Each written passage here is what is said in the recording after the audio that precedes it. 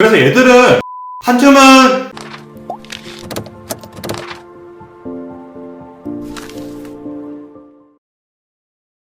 안녕하세요. 치과약사입니다. 네, 오늘은 이제 구강세정제에 대해서 한번 알아볼 텐데요.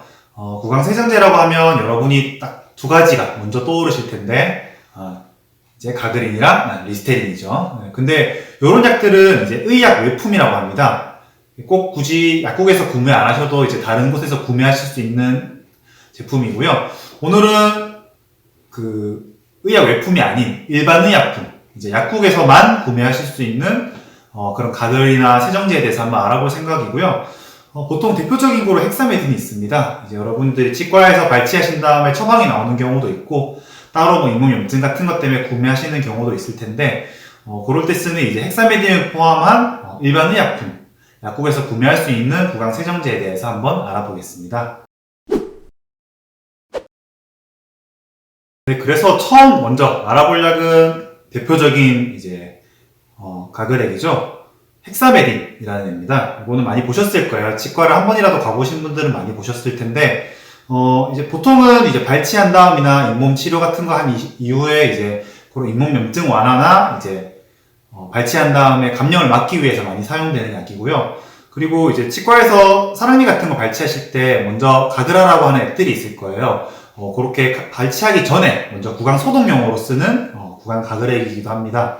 그래서 이 헥사메딘은 클로로헥시딘이라는 성분으로 이루어져 있거든요. 클로르헥시딘. 네, 발음이 잘 안 되네요.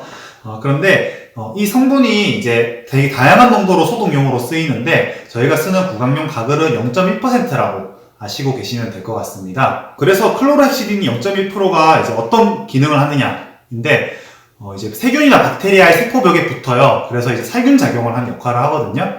그렇기 때문에 저희가 이제 치과에서 발치를 한다거나 뭐 잇몸 수술을 한다거나 그런 이제 구강 내 감염에 보통 많이 쓰인다고 생각을 하시면 될 것 같고요. 그렇기 때문에 이제 인후염, 인두염, 그 다음에 뭐 다른 구내염에도 사용이 가능하고요. 특히 어르신들 같은 경우에 틀니를 껴가지고 생기는 염증, 그런 데도 사용이 가능합니다. 그리고 마지막으로 이제 구강 내 칸디다증, 곰팡이균에 감염된 그런 경우에도 사용이 가능하다고 합니다. 그래서 이 헥사메딘은 생각보다 지속 효과가 굉장히 좋습니다. 그래서 보통 6시간에서 8시간 정도 구내에서 작용을 하기 때문에 하루 2번 정도만 쓰시면 되고요. 너무 수시로 쓰시지 마시고 2번만 쓰시면 되고 아침 저녁으로 나눠서 쓰시면 되겠습니다. 그리고 1회 용량을 여기 컵 한 컵 20ml 되거든요. 요 한 컵으로 하시면 되고, 중요한 게 가글을 조금 오래 하셔야 돼요. 적어도 30초, 뭐 길게는 1분까지 조금 메스꺼우셔도 계속 머금고 계시면서 가글을 해주시는 게 약효에 도움이 될 수 있습니다.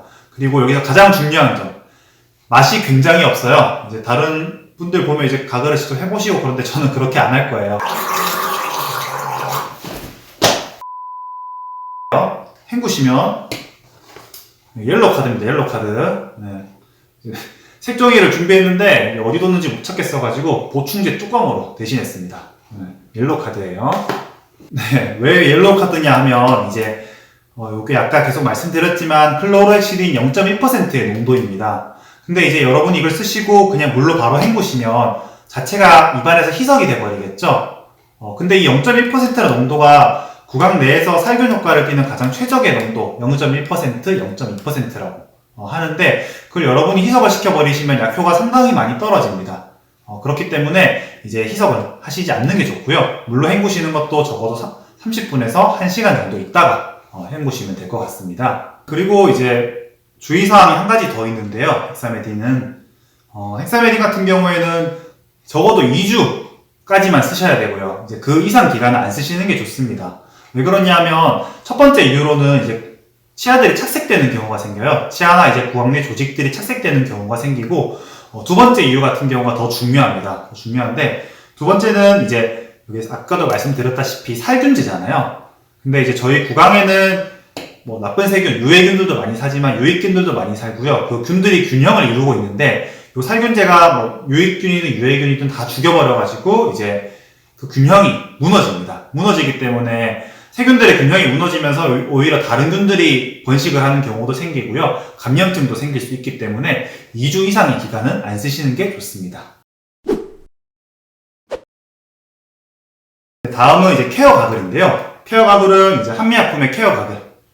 이 제품도 많이 쓰는데 벤제토늄 염화물이라는 성분이 들어가 있습니다. 요거는 이제 살균제, 마찬가지 아까 클로르헤시딘처럼 살균제 성분인데 농도에 따라서 정균제가 될 수도 있다고도 합니다. 요 제품과 이제 헥사메딘을 제가 비교하기 위해서 좀 많은 논문을 검색을 해보았는데요. 크게 이렇게 많은 자료가 있지는 않았어요. 많은 자료가 있지는 않고 특히나 헥사메딘 농도에 따른 농도가 0.1%인데 0.005%도 있고 0.05%도 있고 이렇게 농도가 너무 다양해서 직접적인 비교는 힘들었는데 제가 봤던 논문 같은 경우에는 이제 케어 가글이 항치태 효과는 있다고 합니다. 항치태 효과라고 하면 이제 치아에 찌꺼기가 쌓이는 걸 치태라고 하는데요. 쉽게 말해서 근데 그 치태가 쌓이는 걸 억제하는 효과입니다. 그래서 뭐 충치 예방도 어느 정도 될 수 있고요.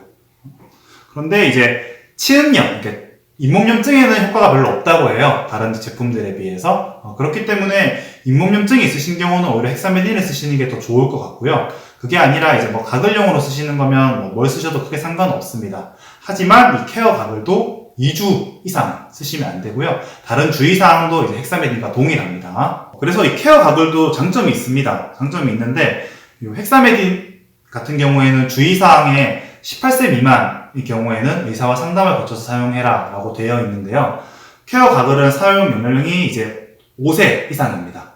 그렇기 때문에 어린이들 같은 경우에는 이 케어 가글 쓰는 게 오히려 더 안전성에서 더 좋을 수 있고요.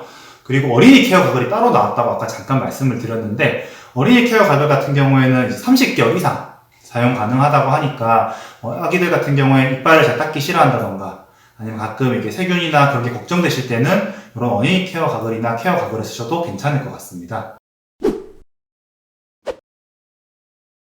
마지막으로 말씀드릴 가글은 이제 탄튬인데요. 탄튬이 이제 가글하는 통에 든 형태가 있고 이렇게 스프레이로 된 형태가 있는데 제가 가글로 된 형태는 준비를 못했고요. 탄튬은 이제 벤지라민 염산염이라는 소염 진통제 성분입니다. 그렇기 때문에 앞에서 말씀드린 살균제 가글들이랑 조금 다른 개념이라고 생각하시면 될 것 같아요. 그래서 탄튬 같은 경우에는 소염 진통제 성분이니까 이제 뭐 구강 소독이나 염증 완화 이런 거보다는 이제 여러분이 뭐 구내염이 생기셨다던가 아니면 목이 아프시는 인후두염이 걸리셨다던가 그런 용도로 이제 염증이 생기셨을 때 통증 경감을 위해서 사용하시면 될 것 같고요. 사용 방법은 이제 앞에 약들이랑 비슷한데 하루 2번 정도 아침 저녁으로 사용을 하시면 되고요. 주의사항은 이런 소염 진통제 성분에 알러지 있으신 분들이 있어요. 그래서 그런 분들만 좀 사용을 주의하시면 될 것 같습니다. 네, 그래서 마지막으로 정리를 한번 해볼게요. 헥사메딘과 케어 가글은 이제 살균제입니다. 살균제이기 때문에 이런 약들은 이제 염증이 심하게 생기셨다던가 발치나 이제 수술 후에 소독이 필요하실 때 사용을 하시면 되고요. 탄튬 같은 경우에는 소염 진통제입니다. 그래서 이제 통증이 심하실 때, 구강 내에 통증이 심하실 때 이제 통증을 경감시키는 목적으로 사용하시면 될 것 같습니다. 네, 그래서 이상으로 이제 일반 의약품 구강 세정에 대해서 한번 알아봤는데요. 다음번에는 이제 리스테린과 이제 가글에 대해서도 한번 알아보는 시간을 갖도록 하겠습니다. 긴 시간 시청해주셔서 감사합니다.